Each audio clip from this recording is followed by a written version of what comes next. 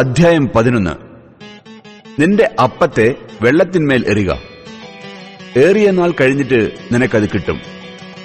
ഒരു ഓഹരിയെ 7 8 വിഭാഗിച്ചുകൊള്ളുക. ഭൂമിയിൽ എന്തനർത്ഥം സംഭവിക്കും എന്ന് നീ അറിയുന്നില്ലല്ലോ. മേഘം വെള്ളം കൊണ്ട് നിറഞ്ഞിരുന്നാൽ ഭൂമിയിൽ പെയ്യും.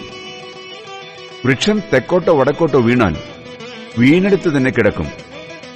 കാറ്റിനെ വിചാരിക്കുന്നവൻ വിതയ്ക്കയില്ല, മേഘങ്ങളെ നോക്കുന്നവൻ കൊയ്യുകയില്ല. കാറ്റിന്റെ ഗതി എങ്ങോട്ടെന്നും ഗർഭിണിയുടെ ഉദരത്തിൽ അസ്ഥികൾ ഉരുവായി വരുന്നത് എങ്ങനെയെന്നും നീ അറിയാത്തതുപോലെ സകലവും ഉണ്ടാക്കുന്ന ദൈവത്തിന്റെ പ്രവൃത്തികളെ നീ അറിയുന്നില്ല.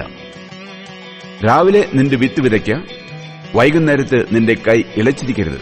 ഇതോ അതോ ഏത് സഫലമാകും എന്നും രണ്ടും ഒരുപോലെ നന്നായിരിക്കുമോ എന്നും നീ അറിയുന്നില്ലല്ലോ.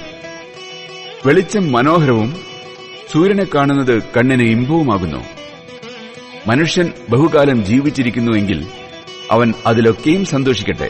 എങ്കിലും അന്ധകാരകാലം ദീർഘമായിരിക്കുമെന്നും അവൻ ഓർത്തുകൊള്ളട്ടെ. വരുന്നതൊക്കെയും മായയത്രേ.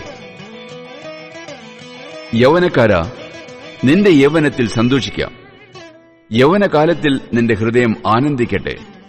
നിനക്ക് ഇഷ്ടമുള്ള വഴികളിലും നിനക്ക് ബോധിച്ചവണ്ണവും നടന്നുകൊള്ളുക. എന്നാൽ ഇവയൊക്കെയും നിമിത്തം ദൈവം നിന്നെ ന്യായവിസ്താരത്തിലേക്ക് വരുത്തും എന്നറിയുക. ആകയാൽ നിന്റെ ഹൃദയത്തിൽ നിന്ന് വ്യസനം അകറ്റി നിന്റെ ദേഹത്തിൽ നിന്ന് തിന്മ നീക്കിക്കളയുക.